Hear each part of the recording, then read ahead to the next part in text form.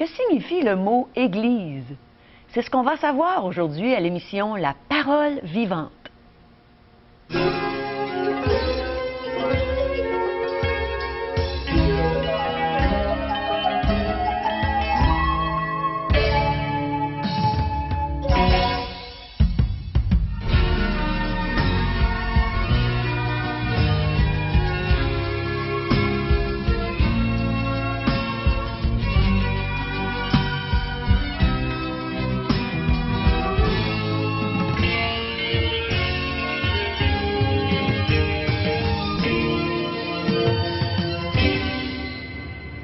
Bonjour, chers amis, et bienvenue à une autre émission, La Parole vivante. Bonjour, Régent. Bonjour, Caro. Bonjour, chers téléspectateurs. Une joie d'être avec vous aujourd'hui pour pouvoir expliquer ce que c'est que l'Église. Oui. En tant que membre de son corps, de cette Église, nous-mêmes. Tu investis beaucoup de temps dans son Église, toi, Caro. J'aime beaucoup. Hein? C'est merveilleux de faire partie du corps de Christ et de pouvoir servir. De se servir les uns les autres. Exact. Eh bien, c'est de ce que je vais vous entretenir dans les prochaines minutes. Je vais vous parler de cette Église. L'Église de Dieu. La connaissez-vous, cette Église de Jésus-Christ? Le mot Église, c'est un mot qui est utilisé par le Seigneur Jésus-Christ lui-même. Il a dit « Je bâtirai mon Église ». Et ensuite, les apôtres, et puis il va sans dire les missionnaires. Et jusqu'à aujourd'hui, ce mot Église est utilisé pour définir ce rassemblement d'hommes et de femmes qui sont là pour servir, adorer leur grand Dieu. Le Dieu sauveur, le Dieu Seigneur, le Dieu de toute éternité, ce Dieu qui est vivant, soit dit en passant, il est ressuscité, il n'est pas resté sur la croix, ni au tombeau. Il est vivant aujourd'hui, il nous a promis qu'il continuerait à bâtir son Église. Alors c'est par sa toute-puissance que l'Église se bâtit encore aujourd'hui, des pierres vivantes. J'aimerais étudier la définition du mot « Église » ensemble. On va regarder ça.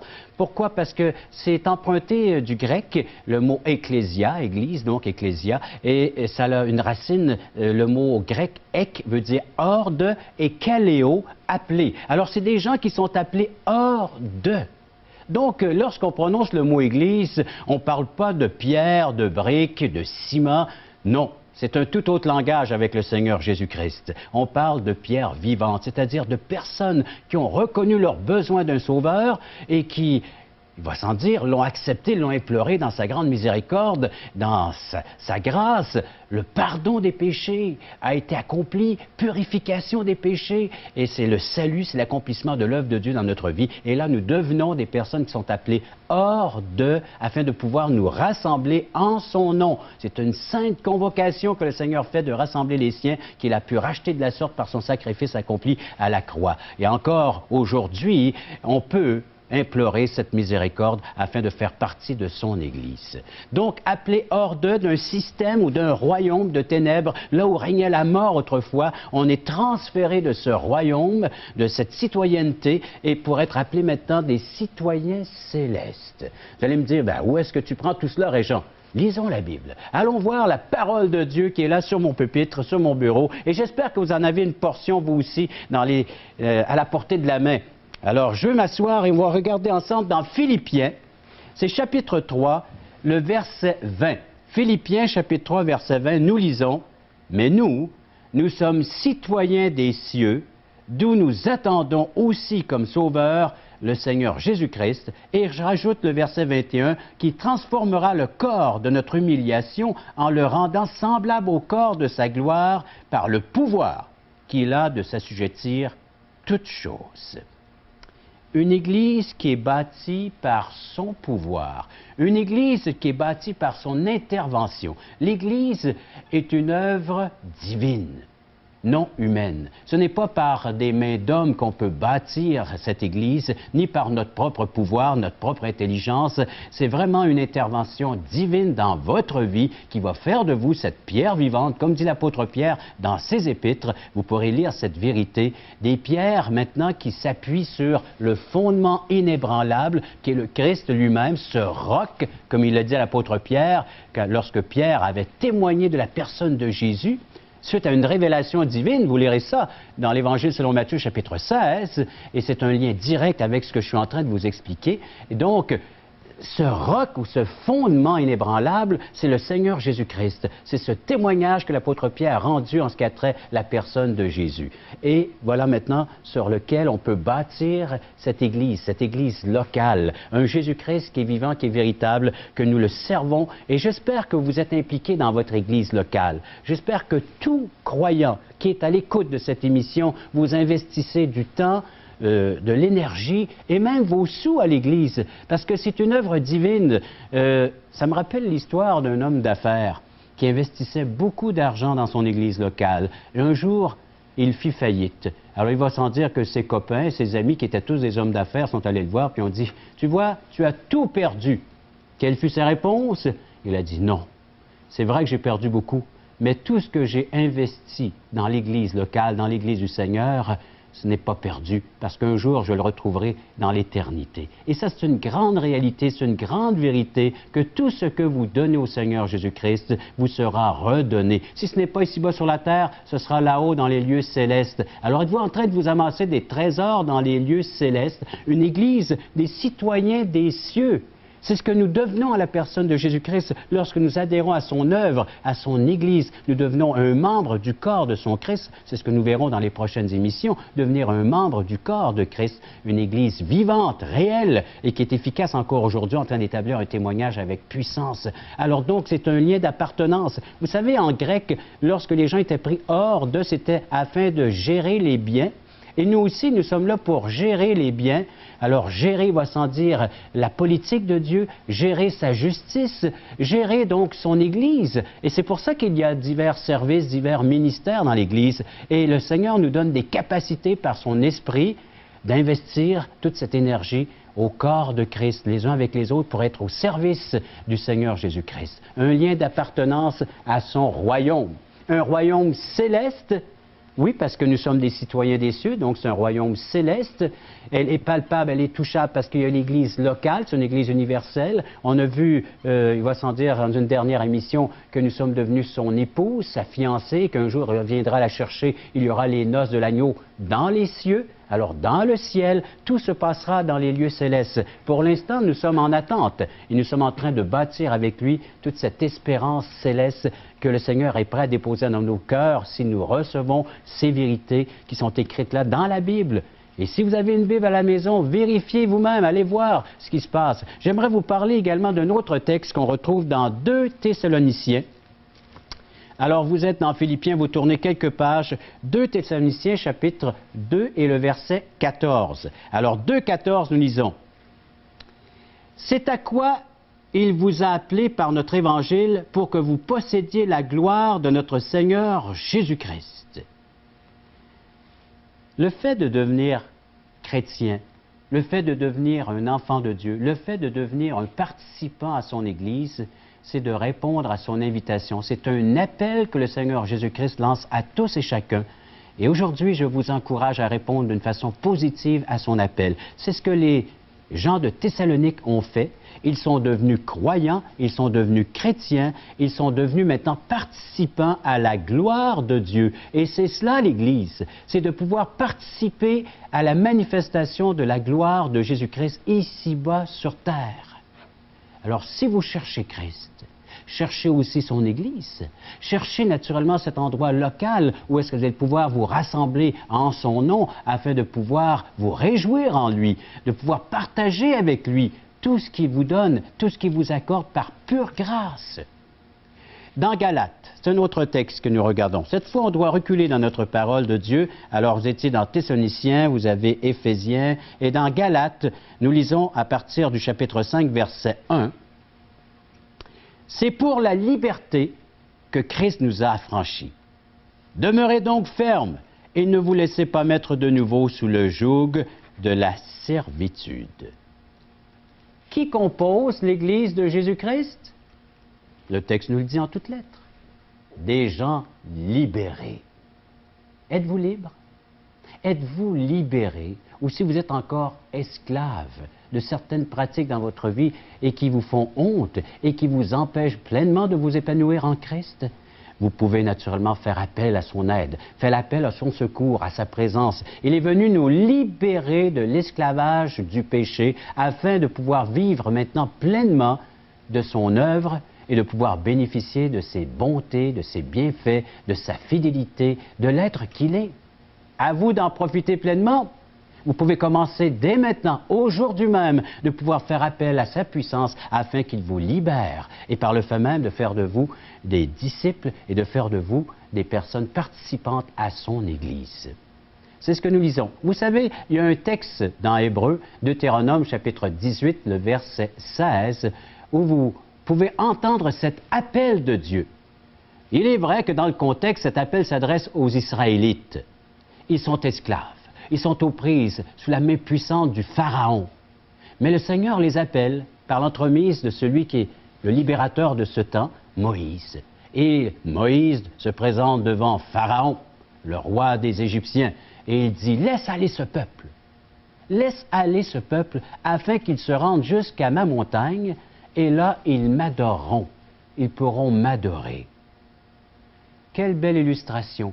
Encore aujourd'hui, nous sommes esclaves. Et le Seigneur, c'est le Seigneur Jésus-Christ lui-même, par ses serviteurs, qui vous lance à nouveau cette invitation de pouvoir vous libérer et de pouvoir vous rendre là où il veut que vous vous rendiez, à l'Église locale, afin de pouvoir devenir de véritables adorateurs selon l'Esprit et selon la vérité.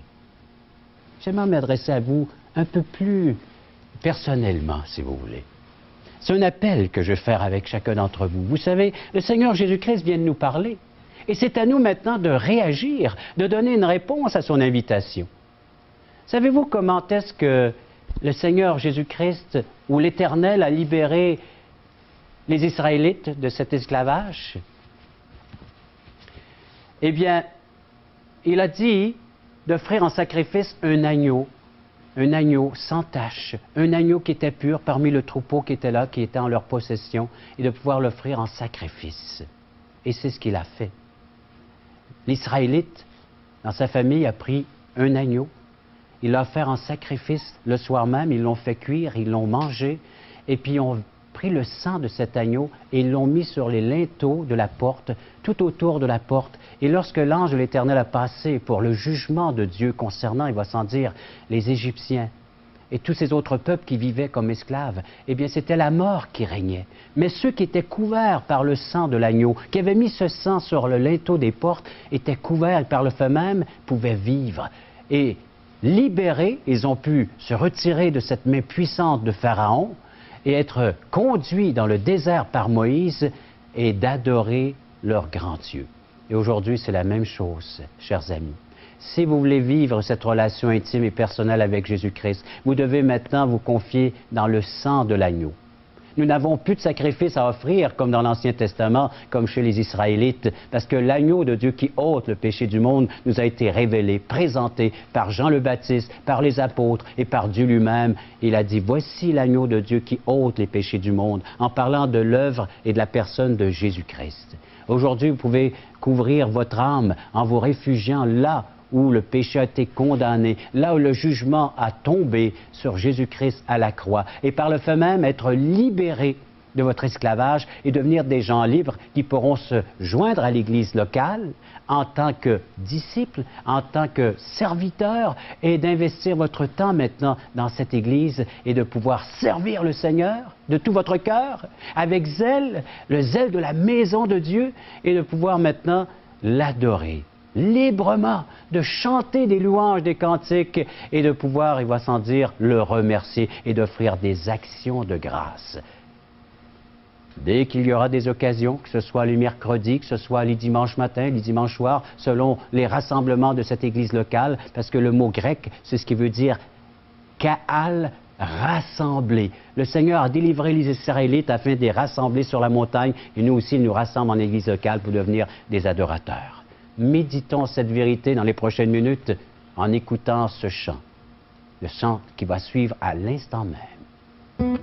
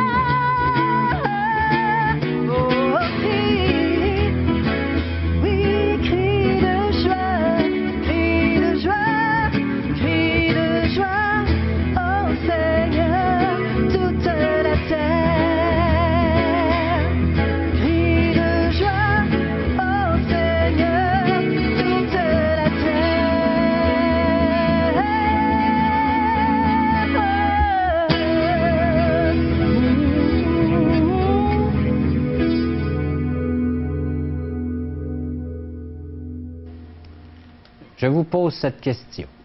Êtes-vous une personne libérée? Êtes-vous esclave? Êtes-vous aux prises avec l'adultère, la boisson, l'alcool, le mensonge, le vol? Peu importe ce qui peut vous décrire aujourd'hui, vous pouvez en être libéré à l'instant même. Si vous faites appel à la puissance du Seigneur Jésus-Christ.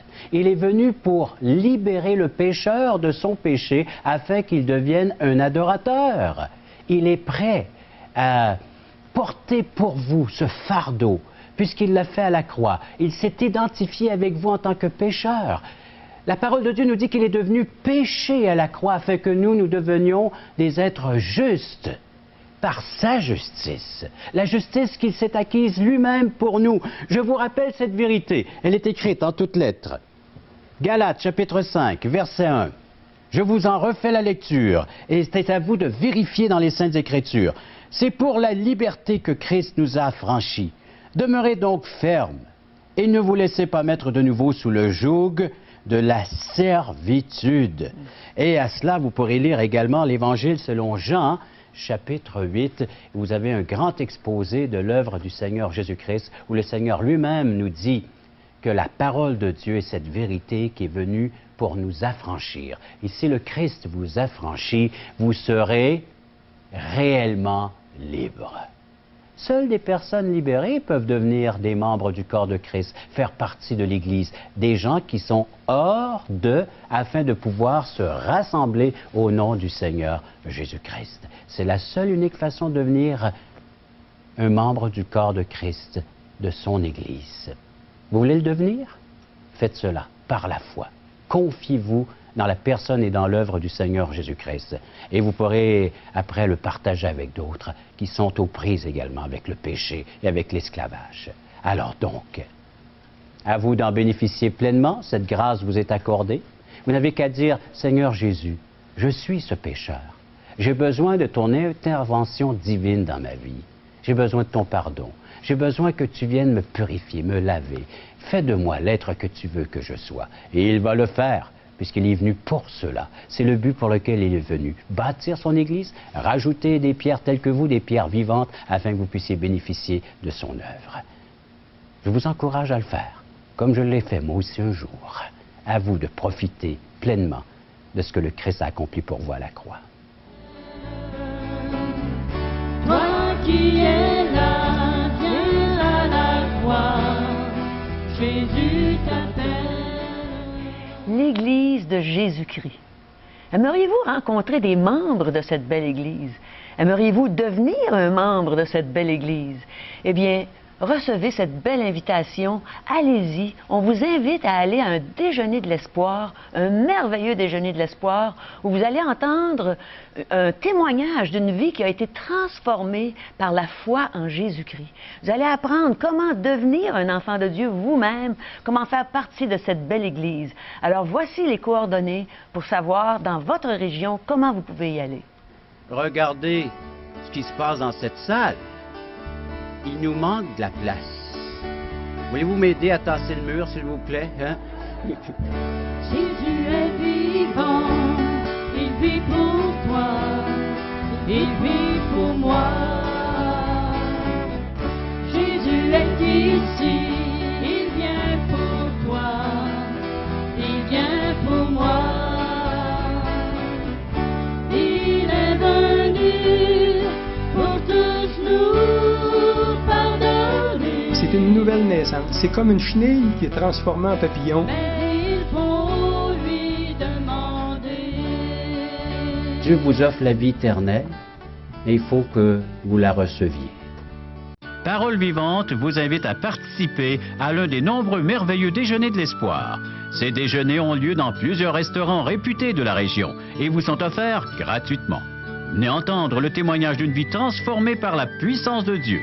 Pour connaître les détails concernant l'endroit, la date et l'heure pour votre région, composez le 1-877-537-7647 ou notre site web www.espoir.ca.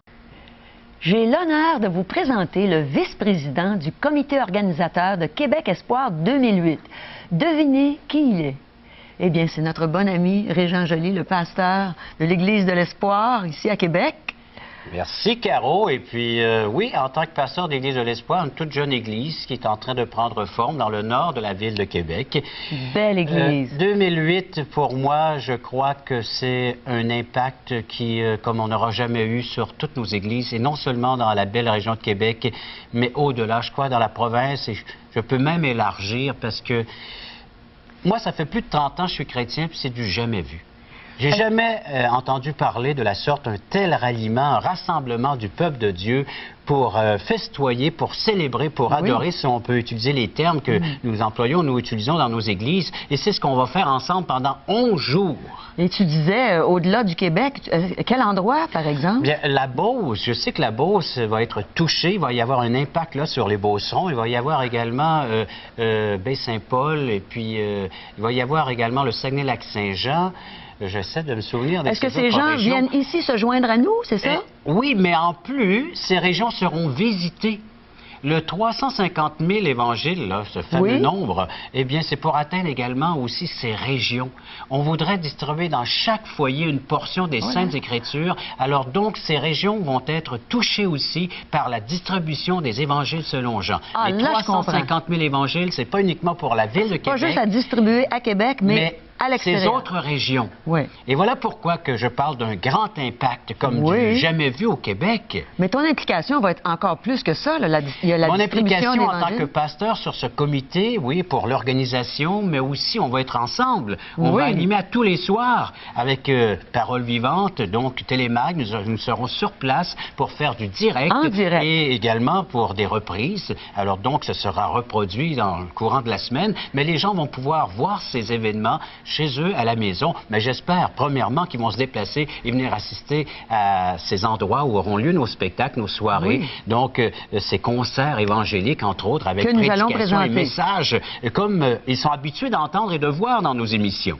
Oui, maître de cérémonie, ensemble, on va partager cette tâche pour inviter les gens, la population. Et même cette émission sert maintenant, elle va servir à l'événement, à sensibiliser notre bassin de population à venir voir et vivre, parce que rien de tel que de le vivre, de l'expérimenter. C'est comme l'Évangile, ça. Vous pouvez en entendre pendant des années, mais si vous n'expérimentez pas cet Évangile, il ne se passera rien chez vous. Exactement. Et c'est la même chose. Nous vous encourageons donc à venir vivre avec nous cet événement qui est un moment unique, je crois, pour la province de Québec et pour la ville de Québec. Alors, quand notre émission va avoir lieu en direct, est-ce que la population va pouvoir y assister aussi? Ou si, oui, la population est la bienvenue à la salle Albert Rousseau, entre autres le soir. Là. Alors oui, cette salle devrait être comble à chaque soir. On devrait pouvoir parler à nos gens qui sont habitués de nous voir à la télé, chez eux, et de se déplacer, venir nous voir en direct. Ça va nous faire plaisir de jaser un peu avec eux aussi. Mais l'impact que ça va avoir sur le milieu évangélique, vous savez... Moi, je m'attends à ce de voir des âmes et des âmes se tourner vers le Seigneur Jésus. C'est l'objectif, c'est le but, c'est le pourquoi Jésus est venu sur la terre, comme on le disait dans nos émissions. Il est venu bâtir son Église et moi, ma prière, c'est que cet événement puisse contribuer à la construction de cette Église. Et on sait que c'est des pierres vivantes qui vont se rajouter. Oui, à nous qui sommes justement des pierres vivantes. Déjà. Alors, c'est un rendez-vous. C'est du 31 juillet, je crois. Jusqu'au 10 août. Jusqu'au 10 août.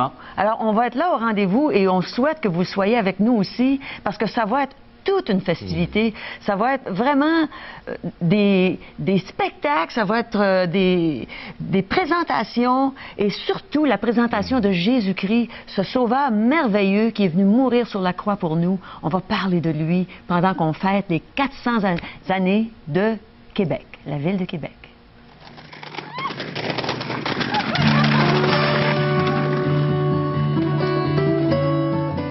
Eh bien, une demi-heure, c'est vite passé dans la présence du Seigneur, n'est-ce pas, Régent? Mais on va étirer le temps. Comment? En leur offrant de la littérature. Alors, à partir de chez eux, sans aucun déplacement, ils pourront étirer ce temps dans la parole de Dieu. L'Évangile de Jean. Je vous conseille de lire cet Évangile au complet, du début jusqu'à la fin. Une vingtaine de chapitres. À la fin, hein? Puis à la fin, on a une belle présentation. Comment accepter Jésus-Christ dans notre cœur? pour devenir un membre de son Église. Alors tout ça est bien présenté. Également, Aujourd'hui l'Espoir, c'est Jésus seul, un petit tract avec plusieurs versets bibliques qui parlent du grand malheur de l'humanité, mais la solution de Dieu. En contact avec M. Charles Stanley, un grand prédicateur lui aussi, qui édifie l'Église maintenant par ses messages. Tous les matins, je lis ma petite pensée du jour. Ah oui. Eh bien, moi aussi. C'est bien, c'est bien devenu mes textes de méditation quotidienne et nous l'offrons au bassin de population de Québec. Il y a ceux qui peuvent nous rejoindre, alors à recevoir gratuitement. Et la question fondamentale, ou les questions fondamentales de J. Blanchard, ça aussi, tout à fait gratuitement. Et vous savez comment les obtenir? C'est bien facile. Appelez-nous à 1-877-l'Espoir, 1-877-537-7647 ou visitez notre site web espoir.ca. Alors, c'est déjà terminé pour aujourd'hui. On est heureux d'aller dans votre salon, dans votre cuisine chaque jour. On vous invite pour la prochaine fois. Au revoir.